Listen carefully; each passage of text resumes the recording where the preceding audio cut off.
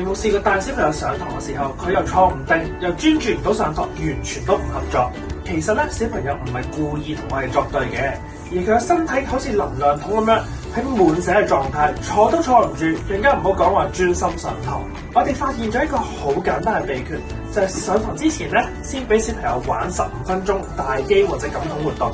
例如跳下彈床啦、打下千秋啦、攀爬啦等等，都係盡情咁喐嚟喐去，小朋友就會專注好多啦。點解會咁神奇嘅咧？首先啦，就係先將佢小朋友多餘嘅能量放走咗，小朋友咧就會將佢啲喐嚟喐去嘅衝動咧先發泄完之後咧，佢就真係會坐得住啦。第二咧就係當老師陪佢玩嘅時候，小朋友會諗：哇，原來上堂都係咁開心㗎！老師同小朋友建立咗關係之後咧，佢更加願意配合接落嚟訓練嘅時間。第三就係研究發現咧，小朋友喐完之後咧，大腦咧就會醒覺喎。運動完之後15到30分鐘咧，小朋友嘅大腦就可以開外掛咁樣，學習效率都會大大提高。如果想要更加多關於我哋嘅 AP Advanced 資訊，可以歡迎聯絡我哋。